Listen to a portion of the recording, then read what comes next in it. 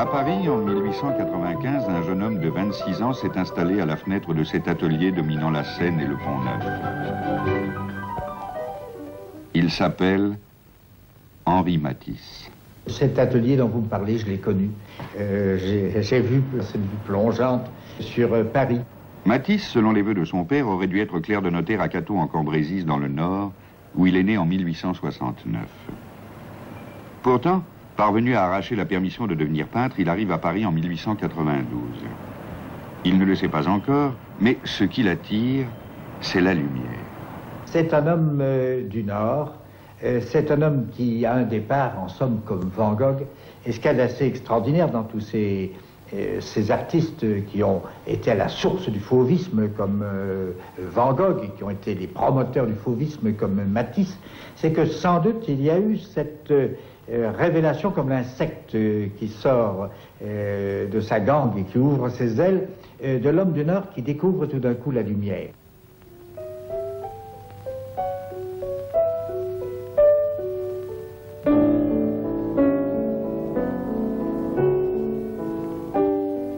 La réalité simple et quotidienne, la vie et le mouvement qui s'étale sur les bords de Seine et que Matisse observe de sa fenêtre, passionne le jeune homme sage qui vient du Nord.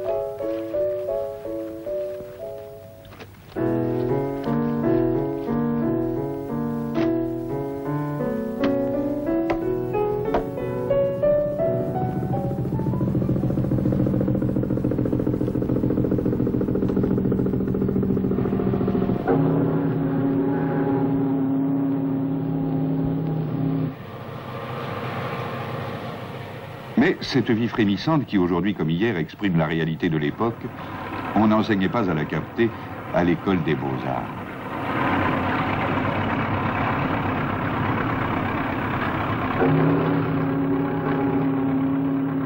Le paysage suave est devenu jungle.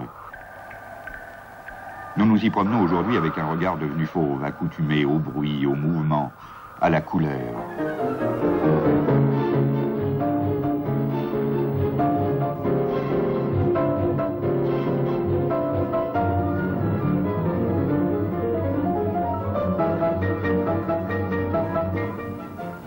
Mais la couleur c'est une puissance qui vous percute dans la poitrine. Cette puissance colorée, Henri Matisse veut la restituer dans sa peinture.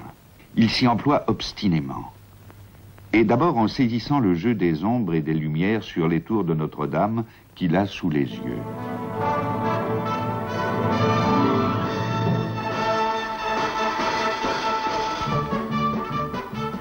La leçon de peinture, il l'apprend au Louvre, où il copie les chefs-d'œuvre. 19 toiles entre 1895 et 1900, dont l'État lui achète la plupart. Il peut en vivre. Mais c'est une attitude révolutionnaire pour un étudiant des Beaux-Arts qui, officiellement, devrait n'avoir d'œil que pour le salon. Car c'est presque un scandale de s'intéresser sur le vif aux formes et aux couleurs de la réalité. Cette discipline de l'expérience du réel, Matisse se l'impose comme un exercice salutaire. Henri Matisse n'est plus seul. Il partage son atelier avec Henri Marquet, son camarade depuis 1892. Avec lui, il communie dans la même aventure de la peinture. Et Marquet, comme Matisse, s'essaie à saisir la vérité qui vit sous leurs fenêtres.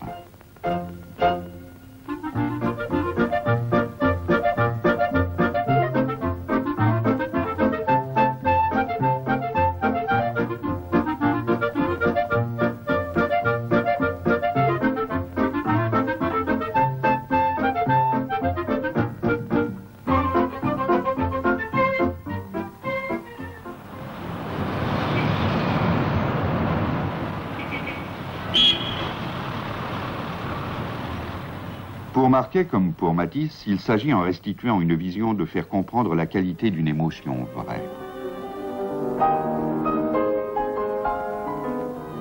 Dans une mise en page japonaise, on voit sur sa toile un ciel sombre chargé de neige, des schémas de passants, la masse grise de la cathédrale dans une lumière crépusculaire d'hiver.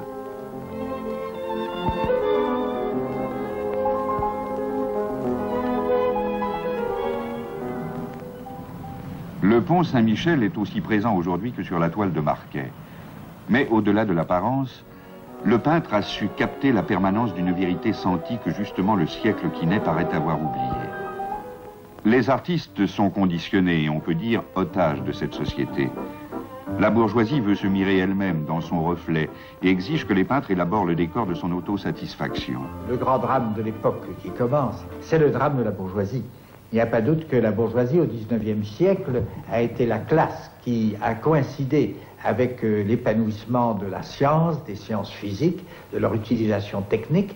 Par conséquent, la bourgeoisie a été la classe du positivisme. Elle a eu la passion du réel, et du réel comme l'entente des sciences physiques, c'est-à-dire ce qui se touche, ce qui se vérifie, et en particulier donc les formes et le réalisme du détail. Des nymphettes obéissantes, des extases faciles, des rêves mythologiques, des inquiétudes perverses et décadentes. Alors au contraire, ces jeunes hommes étouffent là-dedans. Et Delacroix, il ne faut pas l'oublier, Delacroix était le grand révélateur. Ce sont des hommes qui disent, mais vous êtes en train d'étouffer le monde. L'homme a en lui d'autres facultés, il a l'imagination, il a tout ce qui fait rêver. On pourrait croire que l'existence est une représentation de mondanité. Cependant, toutes les révolutions sont déjà en marche. Et cette société de carton-pâte va éclater.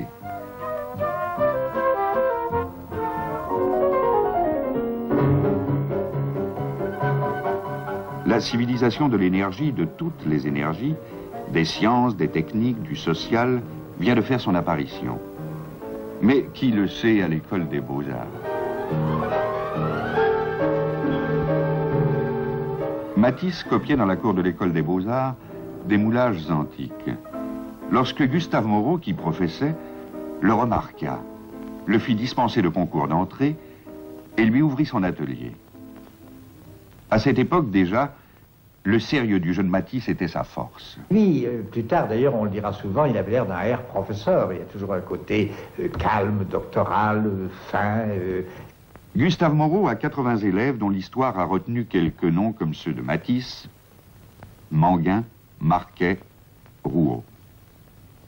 Il a eu la chance de tomber sur Gustave Moreau, qui évidemment n'avait aucun des traits du peintre officiel. Sa propre peinture était presque une étrangeté extraordinaire, encore aujourd'hui. En pleine école des beaux-arts, l'atelier de Gustave Moreau est un véritable foyer contre la routine avec tous ceux qui entendent se développer selon le jeu de leur individualité.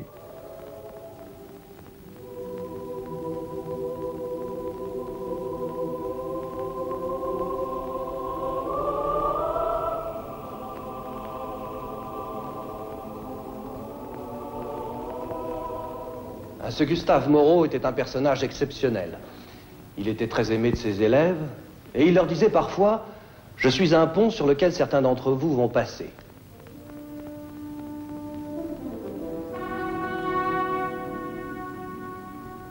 Gustave Moreau enseigne à ses élèves une solide culture classique du plus total éclectisme. Il a le culte de l'Orient, la passion des miniatures persanes qu'il communique à Henri Matisse.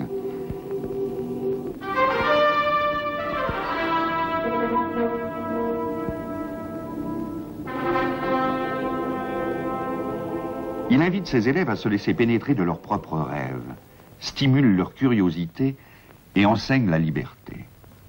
Il leur disait aussi, si vous n'avez pas d'imagination, vous ne ferez pas de belles couleurs. Ce qui les incitait à peindre non ce qu'ils voyaient, mais ce qu'ils rêvaient. Il les poussait donc à faire une peinture de création et non d'imitation. Et déjà pour l'époque, c'était...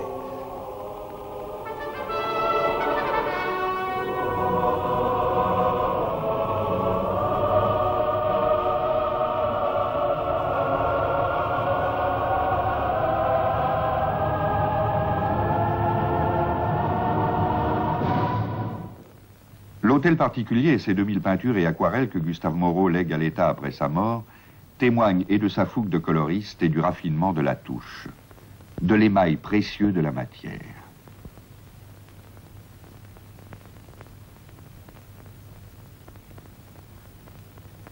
J'aime tant mon art, s'exclame-t-il, que je ne serai heureux que lorsque je le ferai pour moi seul.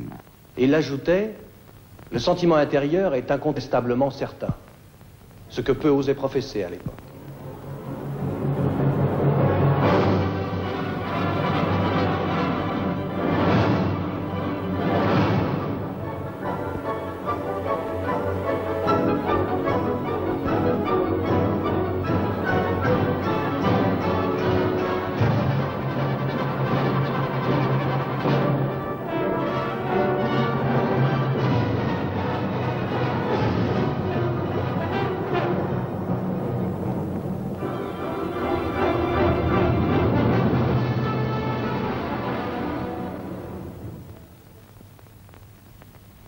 Matisse poursuit son apprentissage sous la gouverne de ce maître aimé de tous.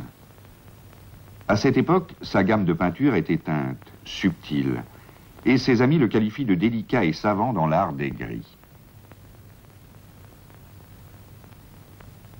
Il faut savoir que Matisse était myope, et que cela conduit à voir davantage la nature sous son aspect coloré que sous celui des valeurs. Il se soumet à une discipline systématique pour mieux contrôler sa vision. Lucien Matisse est un esprit très méthodique qui, au fond, épuise toujours tout ce qu'il fait. Alors il a reçu une formation classique, il épuise sa formation classique.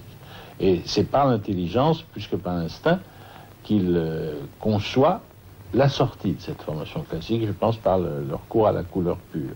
C'est durant l'été 1896 que Matisse scelle son mariage avec la couleur. On comprend mieux l'élan profond qui le guide en voyant son point d'arrivée. Ce portrait à la raie verte qui date de 1905, 9 ans plus tard. On comprend contre quoi il se révolte et ce qu'il espère. Quand on fait de la peinture, c'est parce que on est passionné par la peinture. On fait la peinture à l'intérieur de la peinture qui existe déjà. Cette peinture qui existe déjà, d'une part, il la trouve passionnante, très belle. Il y a des choses qu'il trouve formidables. Mais en même temps, il trouve que ce n'est pas ça. En même temps, il y a dans toute cette peinture, qui est si belle, il y a quelque chose qui ne colle pas. Il y a quelque chose qui manque, il y a quelque chose, non. Il faut absolument faire quelque chose d'autre que ça. Sans ça,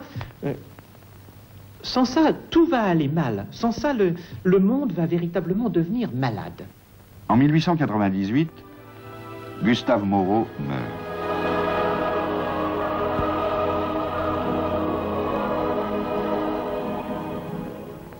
Il est remplacé par Cormon, qui manifeste envers Matisse et ses amis la même incompréhension aveugle qu'il avait montrée autrefois devant l'œuvre de Lautrec et de Van Gogh, qui avaient été ses élèves. Matisse décide ses amis à abandonner l'atelier Cormon, et Marquet dit à Camoin « Allons-nous-en d'ici, c'est bien plus amusant d'aller peindre des omnibus. » L'homme se sent enfermé, et puis tout d'un coup, il y a une fenêtre qu'il faut ouvrir. Il faut jaillir sur l'air, la lumière, la liberté.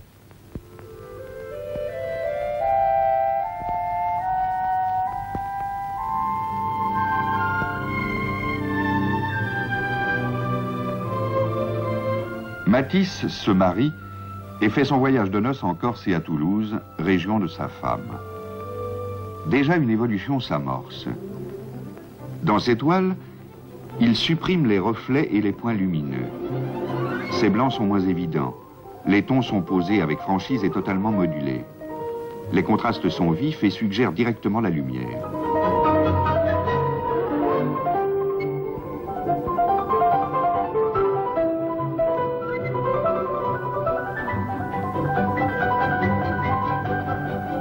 Tout se simplifie. L'équilibre est sûr. Pourquoi est-ce que tout d'un coup, les artistes découvrent dans la Méditerranée la lumière?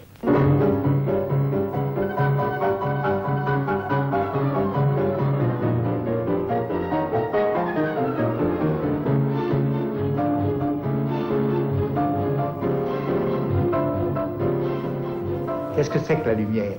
C'est un vibrato par rapport à notre système nerveux. Et chacun a son système nerveux différent. Chacun trouve à la source un goût différent.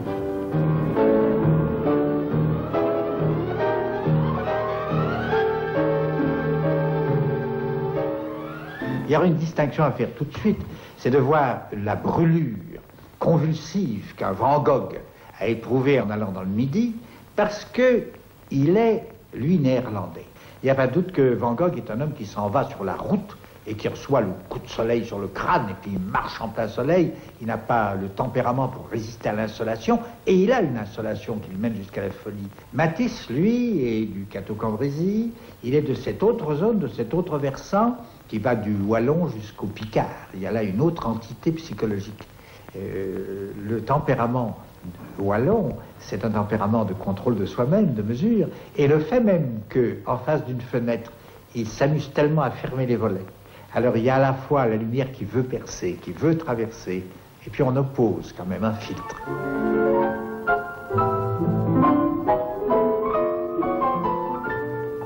En compagnie de Marquet, Matisse travaille au Luxembourg, à Arcueil, et semble vouloir éprouver les dimensions de cette nouvelle liberté avec son pinceau aux rutilantes couleurs.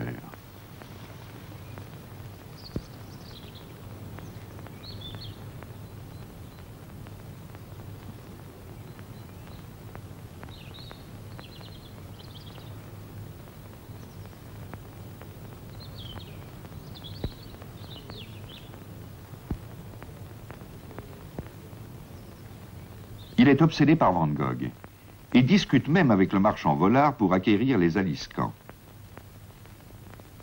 Nous avons un témoignage, c'est que Matisse, le premier tableau qu'il a acheté, c'est un Cézanne, ce qui n'était pas si mal. Il a acheté des peigneuses de Cézanne qui sont aujourd'hui au Petit Palais. Il les a données au bout de 36 ans, en disant, il y a 36 ans que ce tableau est à côté de moi, m'aide et répond à toutes mes questions, au fond, c'est ça. Il nomme Cézanne le bon Dieu de la peinture.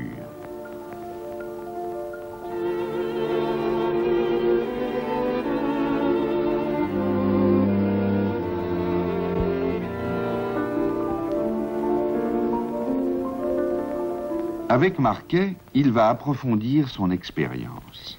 Marquet et Matisse travaillent ensemble dans l'atelier ou dans la rue.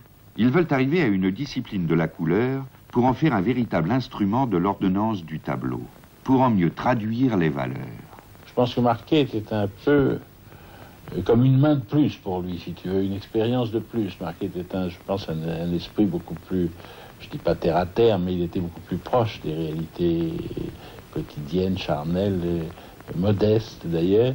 Baudelaire pressentait l'explosion de l'énergie colorée.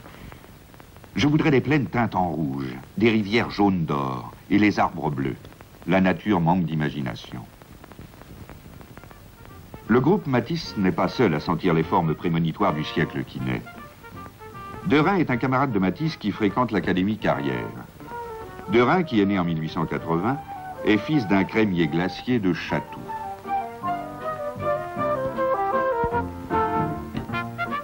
Derain et Vlaminck. Ils sont deux qui se sont rencontrés par hasard et qui découvrent les vérités d'aujourd'hui. Vlaminck, lui, est flamand, comme son nom le dit. Il est né en 1876. Pour vivre avec ses parents au Vésinet, il participe à des courses cyclistes, mais il peint aussi avec passion.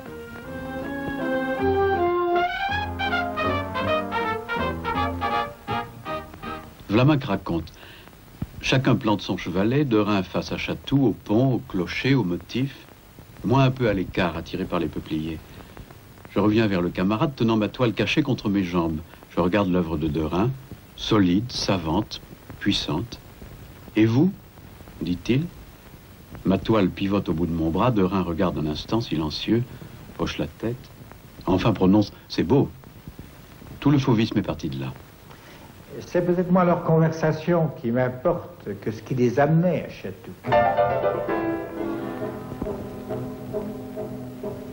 Eh bien, il y a eu, juste à la jointure du 19e et du 20e siècle, affirmé par l'aventure de Chatou, l'échappée des gens des villes qui ne peuvent plus que difficilement rejoindre la nature et qui ont encore la banlieue. Cette banlieue qui a disparu. Vlaminck disait: le fauvisme, c'est moi. C'est ma manière de cette époque, ma façon de me révolter, de me délivrer ensemble, de refuser l'école, l'embrigadement. Mes bleus, mes rouges, mes jaunes, mes couleurs pures, sans mélange de tons. Pour eux, la nature, qui était justement la liberté des formes, la liberté de la lumière, la liberté des couleurs, et puis la liberté de sentir la tiédeur, la chaleur, le ciel, l'air. Tout ça, c'était pour eux un énorme symbole de cette liberté qu'ils voulaient défendre.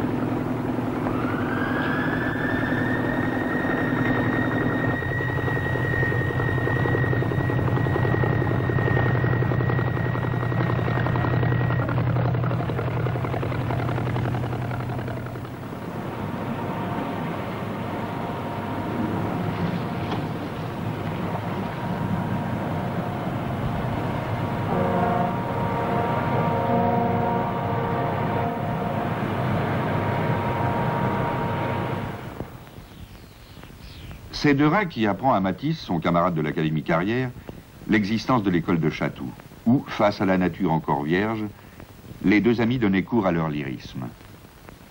Et alors, tous les trois, évidemment, étaient des révoltés.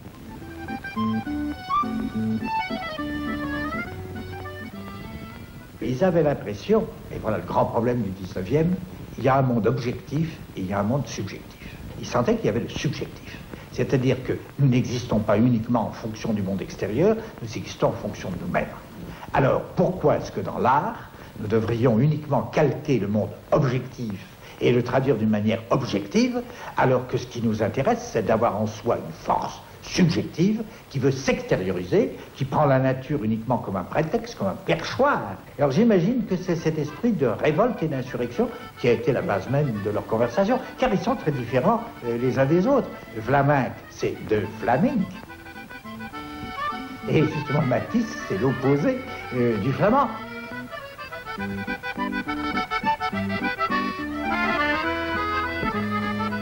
Et avec Derain, au contraire, c'est un homme qui déjà, de toutes ses forces, tend à une discipline, et la discipline de la forme. Alors, ces trois hommes sont un mélange presque détonnant.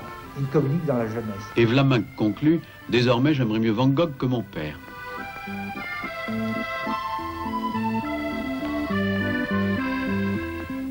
Le patron, c'est Matisse. Inlassablement, il poursuit la lente maturation du nouvel ordre de la peinture. Avec Marquet, peignant ensemble et se peignant en train de peindre, comme pour faire le tour des problèmes.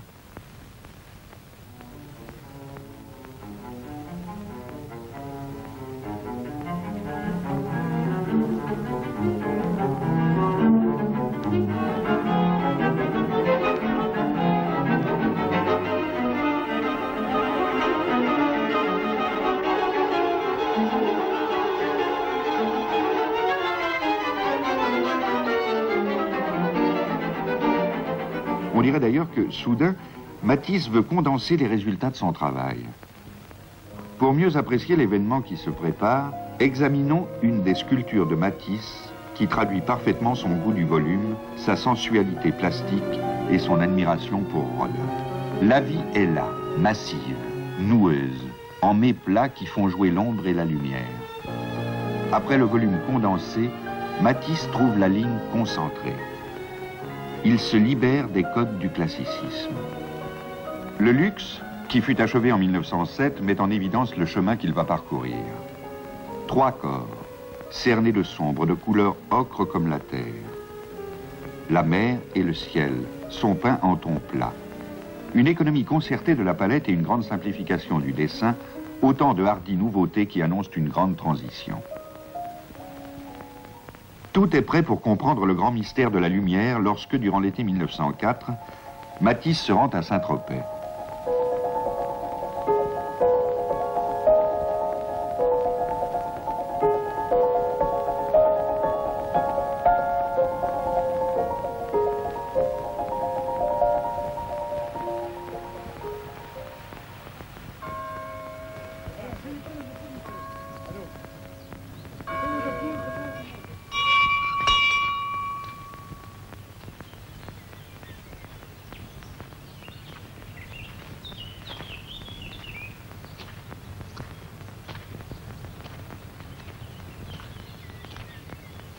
Paul Signac, disciple de Seurat, l'accueille dans sa villa, la Une.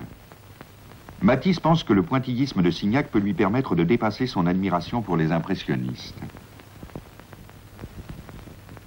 Henri Matisse admire Signac, qui explique comment, partant du contraste de deux teintes, sans s'occuper de la surface à couvrir, on peut de contraste en contraste couvrir une toile.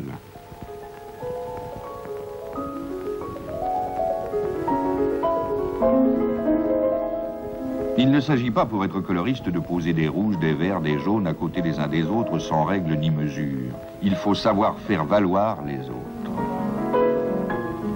Les touches de Henri Edmond Cross, qui habite le Lavandou et vient souvent rejoindre les deux amis, commandent presque exactement la réflexion de Signac.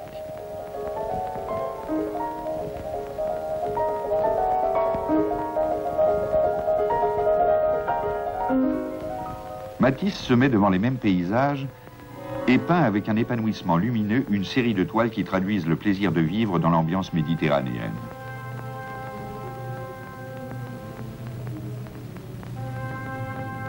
Matisse se décide à devenir un pointilliste fervent. Il prend comme motif un vers de Baudelaire. Là, tout n'est qu'ordre et beauté, luxe, calme et volupté. Et, s'inspirant des 3 derniers mots, compose une toile qui est une illustration de cette prophétie de Van Gogh. Une nouvelle école coloriste prendra racine dans le Midi.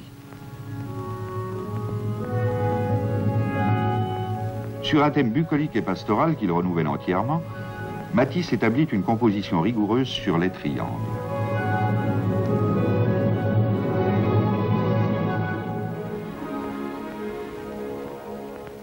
Les objets, les êtres, sont décomposés et comme recomposés. Matisse n'utilise pas la touche ronde de Signac ou de Crosse, mais des touches rectangulaires. La ligne verticale d'un tronc coupe l'horizon et impose le calme cher au poète.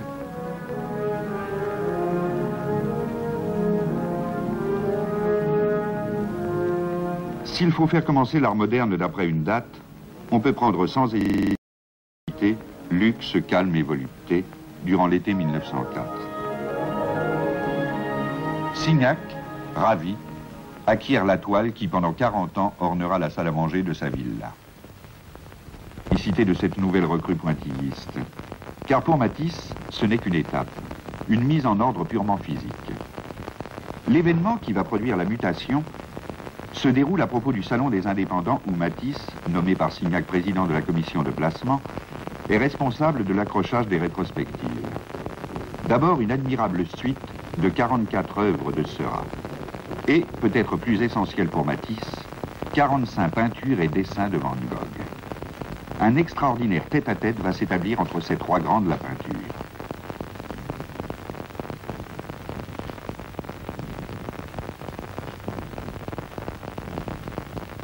Matisse sera sans doute à jamais influencé par cette merveilleuse confrontation. Désormais, l'arrangement rythmique des pointillistes ne lui suffira plus.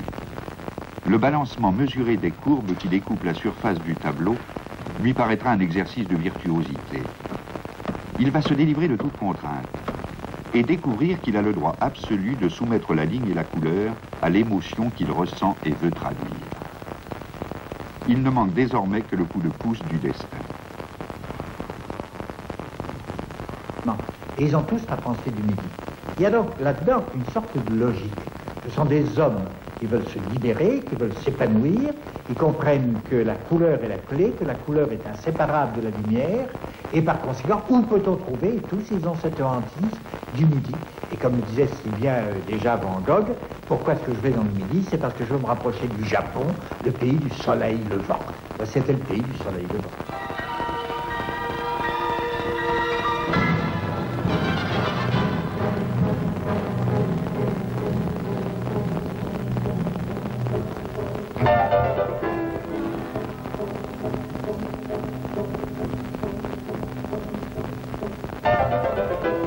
Matisse est comme happé par l'attirance du soleil, l'enchantement de la mer et du ciel. Durant l'été 1905, il part pour Collioure.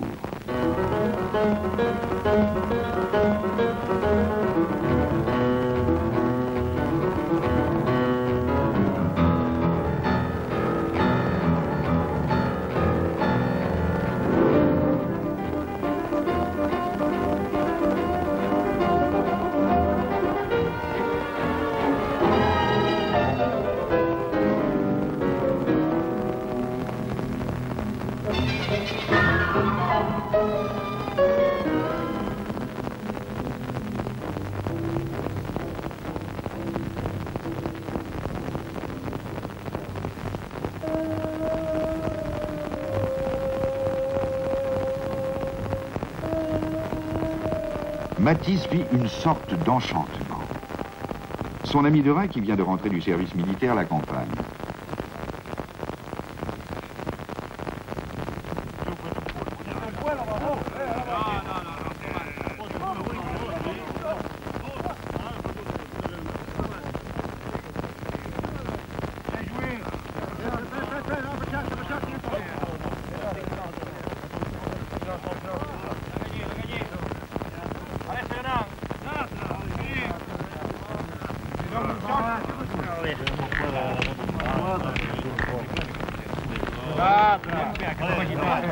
Silenzio religieux, jouez ton silence.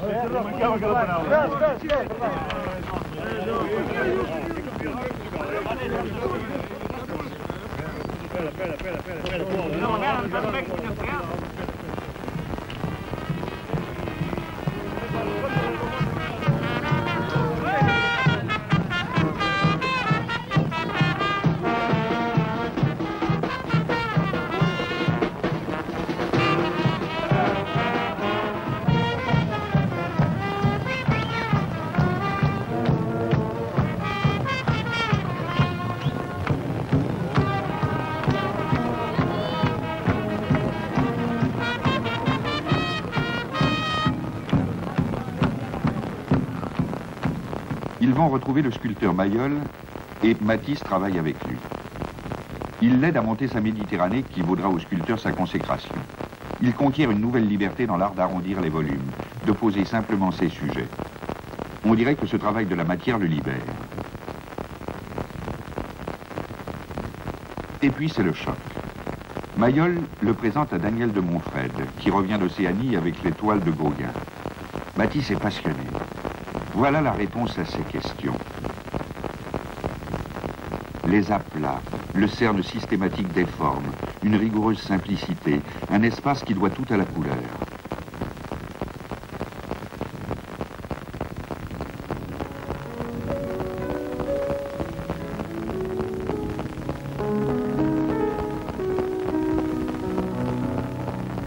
Avec une aisance souveraine, Matisse liquide les artifices du modèle, de la perspective, du clair-obscur, et même le système impressionniste de la diffusion du ton local dans la lumière.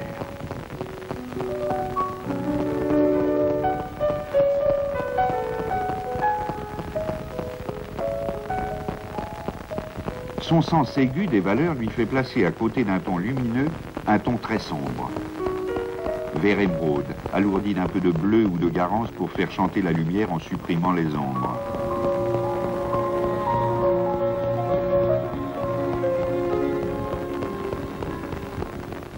Le fauvisme est né. Il va éclater comme un coup de tonnerre. Le journal L'Illustration rend compte de l'événement de la saison artistique de 1905, salle 7 du Salon. C'est là que commence l'art moderne, c'est-à-dire toute une suite de révolutions dont cette salle est la première. Là étaient réunies les œuvres de Matisse et de ses amis. Il y avait là-dedans les anciens de l'atelier Gustave Moreau, Marquet et son ami Matisse. Il y avait Camoin, Manguin. Et puis alors, il y avait ce qu'on appelle l'école de Chatou, le groupe de Chatou, de Vlaminck, de Rhin, et puis ce qu'on pourrait appeler le groupe des Normands, enfin, qui était Friès et Dufy. Et alors, de Rhin et Vlaminck ont certainement été parmi les interprètes les plus violents du fauvisme, et c'est sans doute leur période fauve qui est leur période la plus intéressante.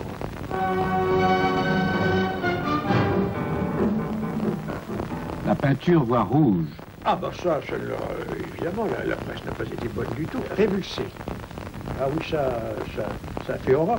Et vous connaissez le fameux mot de Vaucel. Entrant dans cette salle, il y avait dans cette salle des œuvres d'un sculpteur, pas mauvais du tout, mais enfin, qui détonnaient au milieu de toute cette orgie de violence. Et alors Vaucel a dit, ah, Donatello au milieu des fauves. Et le nom de fauve, eh bien, a été pris assez fièrement par ces peintres-là. C'est la presse qui enrôle le groupe baptisé Fauve sous la houlette de Matisse. Et à la différence des prédécesseurs impressionnistes, aucun des Fauves n'a réellement envisagé de se rallier à une doctrine et même à une technique commune. Mais le succès établit le mouvement. Cependant que des exaltés écrivent leur indignation sur les murs. La réussite du Salon des Indépendants de 1906 et le Salon d'automne de la même année consacrent le triomphe du fauvisme et surtout de son patron. Il avait en effet de la vitalité dans le ventre et, au fond, cet inventeur du fauvisme est resté un fauve toute sa vie. On dirait que les toiles de Matisse provoquent la lumière par la création d'aplats disposés comme on fait des accords de musique. Il se sert de la couleur comme moyen d'expression de l'émotion plutôt que d'imitation de la nature. Il crée un espace par la couleur sans modeler ni clair-obscur illusionniste.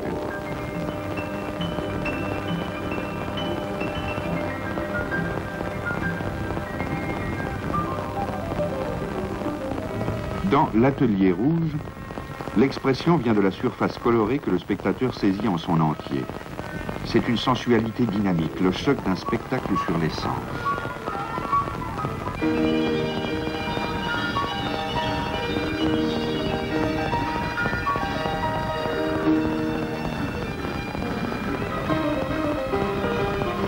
Avec la danse, Matisse parvient à une simplification presque absolue. En même temps que l'espace jaillit du tableau, s'avance vers le spectateur qui se sent inclus.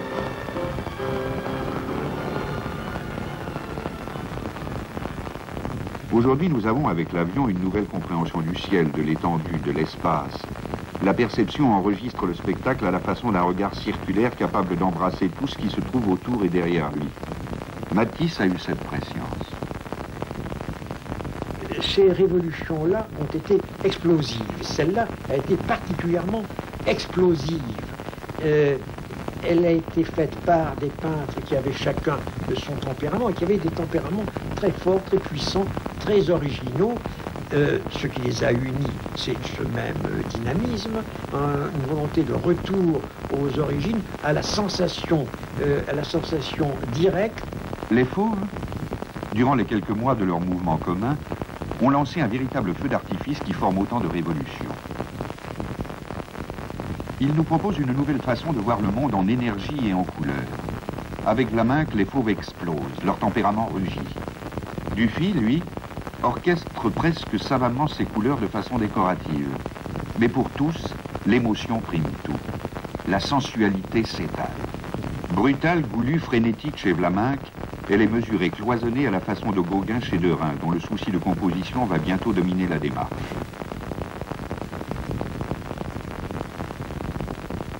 Car déjà, chacun de ces tempéraments fauves va reprendre son propre chemin. Admirons le détail des reflets, le jeu des rapports de ton, la puissance du peintre fauve qui traite la toile à la façon d'un miroir et renvoie le choc du rayon lumineux.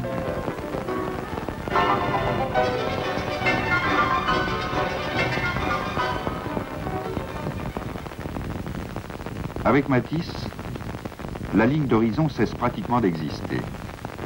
Une intense clarté baigne l'ensemble, tout n'est que rayonnement et contraste. À force de dire le ciel bleu, la mer bleue, eh bien, on oublie qu'il y a du bleu là-dedans. Eh bien, les fauves ont rappelé à l'œil humain l'existence du bleu. Et ils ont peint du bleu. Ils se sont complètement émancipés du monde extérieur.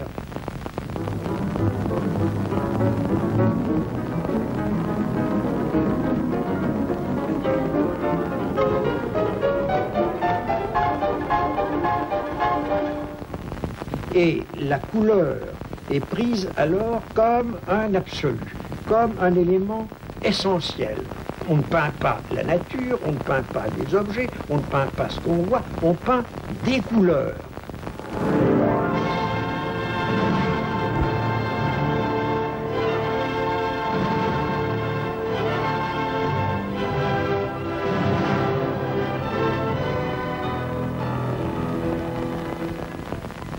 Eh bien, on peut dire que dans l'exercice de la peinture, dans l'art de peindre, il y a deux directions possibles. Il y a deux natures de peintres qui peuvent nous apparaître comme les deux natures possibles, n'est-ce pas ? L'une, c'est la lignée des peintres pour qui ce qui est intéressant, c'est la recherche de la forme, de la ligne, du contour, la signification et l'analyse de ce qu'ils voient. L'autre, un abandon organique, physique, sensoriel au monde extérieur, et au monde extérieur sous sa forme la plus sensible, la plus impérieusement saisissante, qui est la couleur. On peut dire qu'il y a deux espèces de peintres, l'une la famille d'Ingres, l'autre la famille de Delacroix. Eh bien, les fauves appartiennent à la famille de Delacroix. Et nous reconnaîtrions tout de suite avec les Vénitiens, les baroques, Rubens, Turner et Delacroix, c'est-à-dire des génies qui ont été avant tout sensibles... Sensibles à la vie qui passe, à son énergie qui éclate, dynamisme au mouvement qui déplace les formes et dont les fauves à l'orée du siècle sont l'admirable illustration. Bernin disait de Poussin, oh, il s'ignore Poussin est quelqu'un qui a quelque chose là. Et il désignait son front. Il pensait que la peinture se faisait là. Tandis que pour d'autres peintres, la peinture se fait dans l'œil et dans la main. Eh bien, pour les fauves, les choses se passent par l'œil et par la main. Et le monde se fait couleur. Les fauves, débordant de tempérament et de rigueur, ne pouvaient se maintenir longtemps au point de leur tension. Et le groupe se dispersa très vite. Un instant, la flamme de cette passion colorée fut reprise par le groupe des futuristes, qui lui aussi voulut prolonger l'expérience pointilliste. Ah, il est certain que tout ceci constitue une énergétique.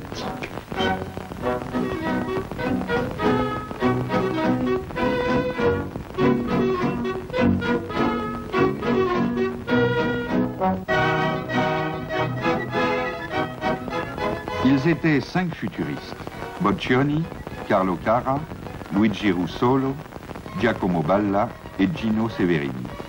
Et leur point commun, qui partait du divisionnisme, était d'exprimer par la couleur la sensation dynamique plutôt que l'image, en se moquant de la perspective et de l'opacité des corps.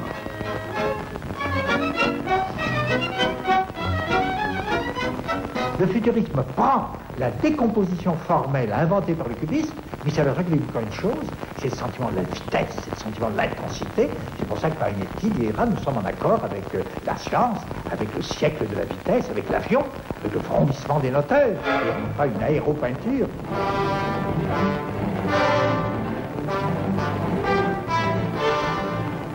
Ce petit groupe de jeunes peintres italiens, fascinés par le mouvement et la puissance du monde qui naissait, voulut en exprimer l'équivalence.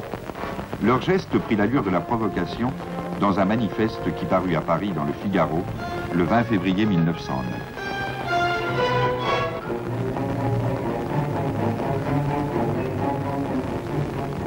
En leur nom, le poète Marinetti proclamait avec une violence bouleversante et incendiaire la volonté de saper les fondements des villes vénérables. Chacun de leurs tableaux va proposer l'interpénétration des objets et des personnages. Leur rêve sera d'exprimer l'énergie pure. Les images fulgurantes de leur peinture marquent l'alliance de la société avec les sources de l'énergie qui explosent de partout et qui transforment notre rythme d'existence et de pensée.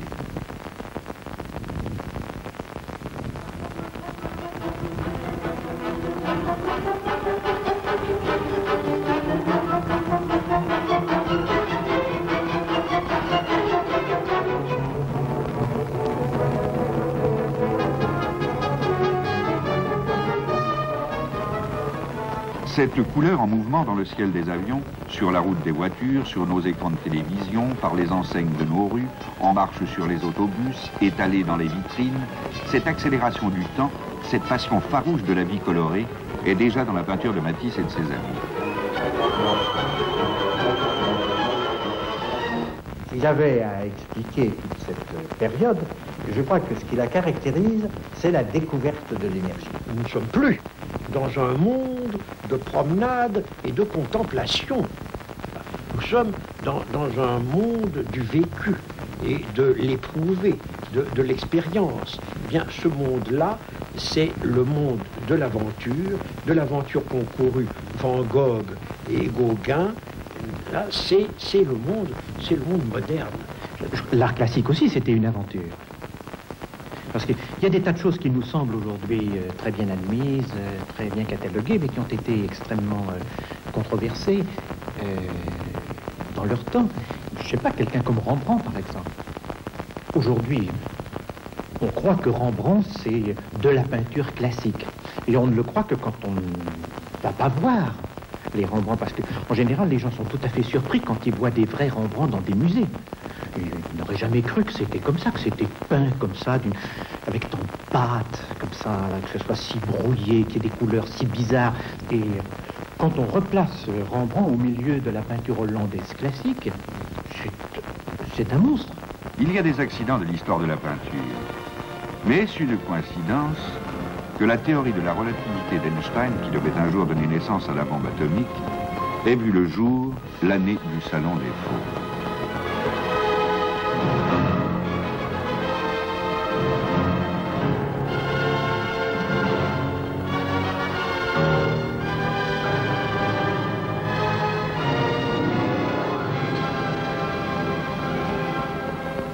En leur temps, ces peintres heurtèrent la sensibilité de leurs contemporains, mais...